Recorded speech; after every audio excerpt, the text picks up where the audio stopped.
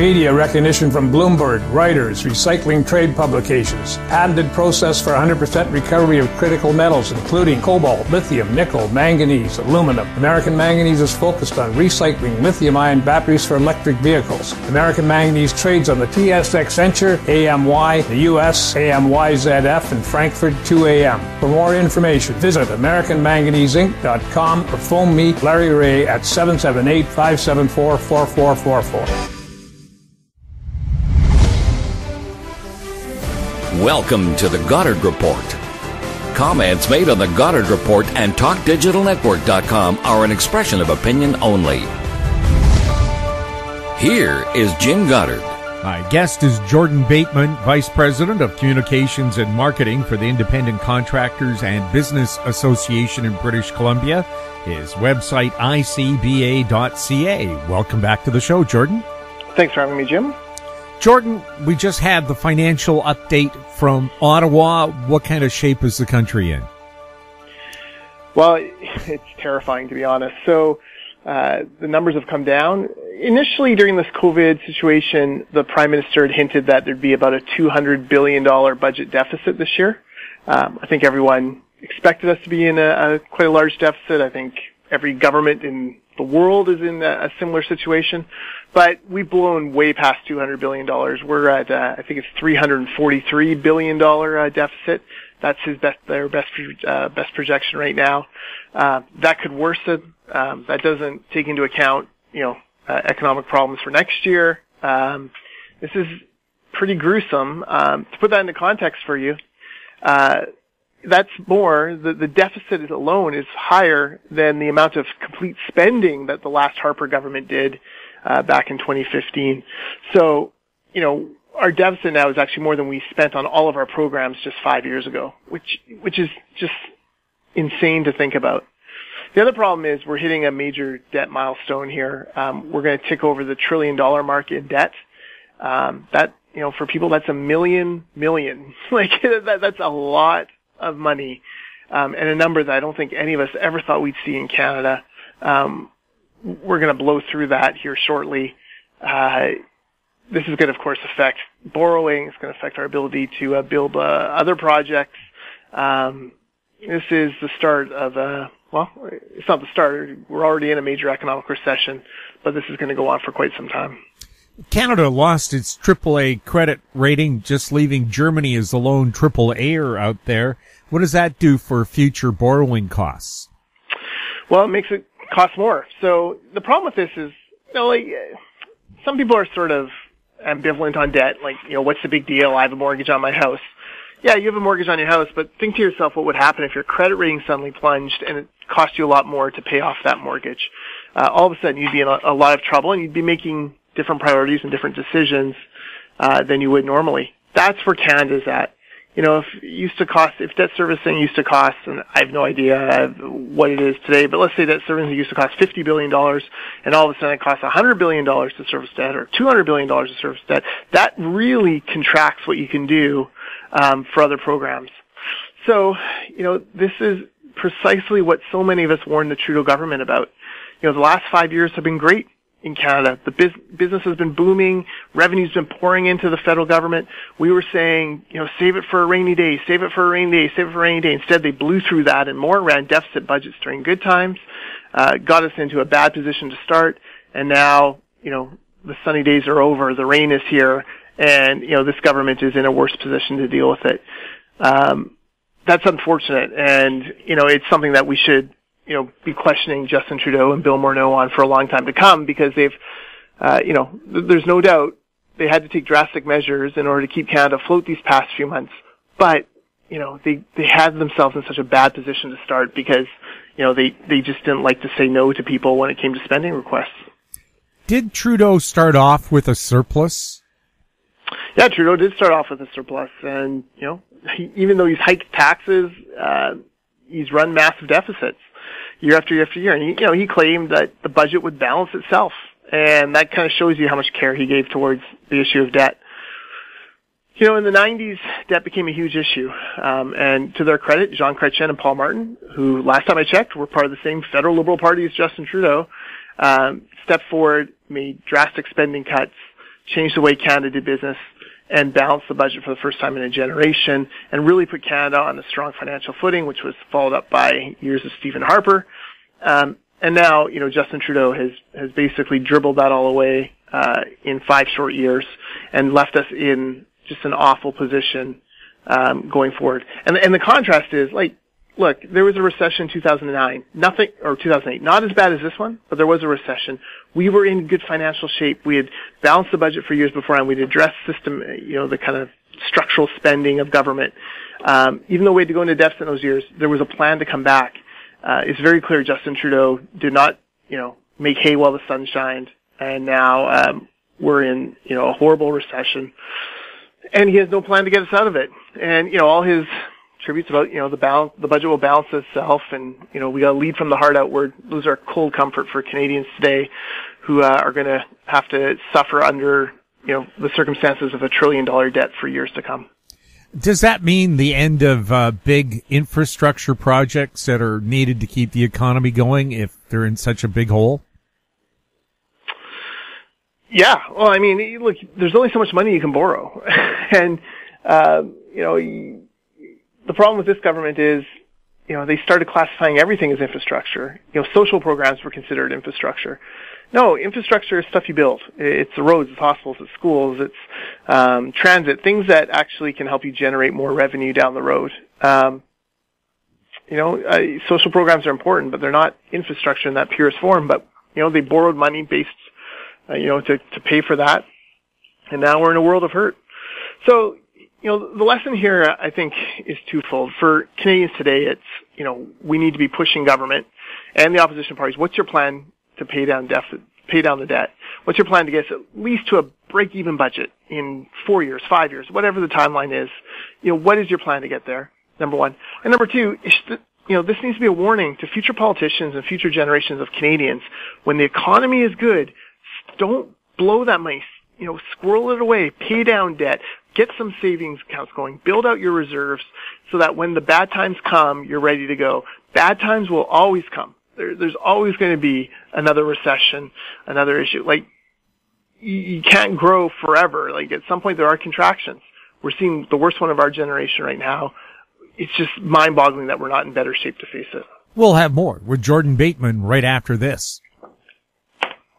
Bateman Resources Limited is a gold exploration company with significant projects in British Columbia and the Yukon, trading on the TSX Venture Exchange, symbol ABN, and the OTCQB, symbol ABNAF. Surrounded by world-class gold deposits and mines, Bateman's 23,000 hectares Forest Kerr Gold Project is located in the heart of the Golden Triangle in northwestern BC. For more information, visit us at batemanresources.com. Engineer Gold Mines is focused on the exploration and development of the historic high-grade Engineer Gold Mine situated 32 kilometers southwest of Atlan, British Columbia. Engineer Gold Mines is fully permitted for surface and underground exploration with the drill program now underway. Engineer Gold Mines Limited trades on the TSX Venture Exchange, symbol EAU. For more information, please visit us at engineergoldmines.com. Welcome back. We're speaking with Jordan Bateman. Jordan, is it true that employers are having a tough time getting employees back because they're enjoying this $2,000 a month CERB? Yeah, we're at that point now where there are some jobs out there to be had, but a number of Canadians are looking at the math going, well, why make 10 or 15 or 20% more than by working than I can make just by sitting at home? And, that's a problem. Yesterday I was touring a construction site here in the Lower Mainland. It's a school, an elementary school being built. It's going to be beautiful. Really interesting design decisions that were made. It's going to be a fantastic school. But I asked the foreman, how's it going with workers? He's like, well, the problem is, he actually apologized. He said, listen, our work site's a little bit messier than I normally would have. I'm having troubles getting laborers back. I said, well, what's the issue? He said, well, usually we get, kind of temporary labor from a labor agency here. And, we'll often ask them for as many as 50 employees, and they're having troubles even rustling up 5 or 6.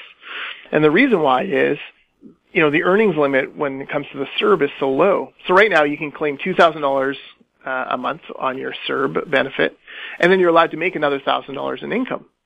Well, that kind of works out to $16, $17 an hour. Businesses can't afford to pay more than that right now for some of these minimum wage or low wage jobs, and so they can't get people to leave the CERB and come into work. And this is going to be a bigger and bigger problem. And at some point, the federal government needs to look at the CERB and say, okay, we need to start tilting the balance the other way now.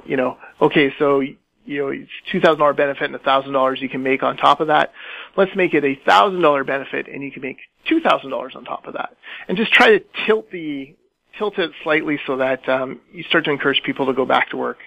The main recruitment, pitch that we can make to workers right now to come off the CERB is this. At some point, the CERB will end. It has to end. The government can't afford it. We have $1 trillion debt. Government will have to end this program. You do not want to be left walking around the musical chairs when the music stops. You want to make sure that you have a seat, you have a job, so that you can take care of your family, take care of your bills, take care of your obligations when the CERB stops. So yeah, it's great. You may do the math and say, well, it's only 30% more, and I have to work every day. That doesn't seem like good value. It may be in the short term a problem. Long term though, you'll have that job. You'll be the first one in the door. There's going to be thousands and thousands and thousands and thousands of people applying for these jobs when the CERB is finally ended or reduced. Get into the job market now while you can. How is the I sound like a dad there, don't I, Jim? Get a haircut, get a real job. That's right. But it's true. Like, it's so easy just to think this is going to go on forever. It's not. They just can't afford to have it go on forever. So don't be caught without a job. Make sure that you're finding a place to work now. How's the BC government doing at dealing with this crisis? Well, frankly, neither the BC nor the federal government are doing all that well when it comes to employers. To their credit, the federal government has a program for small businesses that rent space and can't afford to meet their bills, and they can get their landlord essentially to apply for a grant on their behalf. Something like 2% of businesses that are eligible have actually taken up this program because it's so onerous and so difficult to get these landlords to do it. And, to their credit, it's a program so bad that even the BC NDP are saying it's bad, which, that just kind of shows you how ridiculous it is. So there's a lot more supports that could have come. Tourism has been the big topic this week in British Columbia, question periods.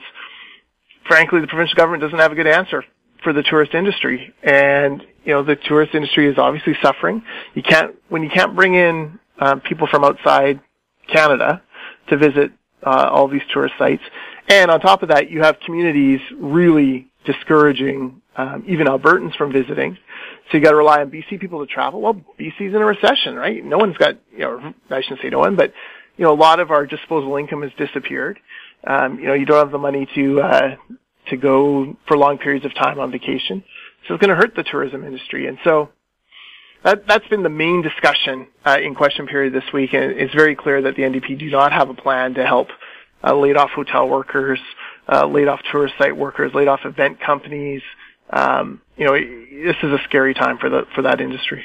We'll have more with Jordan Bateman right after this. Cypress Development Corp is developing a world-class lithium resource in the heart of Clayton Valley, Nevada. The size of the resource makes the Clayton Valley project a premier asset with the potential to impact the future of lithium supply. Cypress Development Corp trades on the TSX Venture Exchange, symbol CYP, the OTCQB, symbol CYDVF, and on Frankfurt, symbol C1Z1. For more information, please visit our website, cypressdevelopmentcorp.com.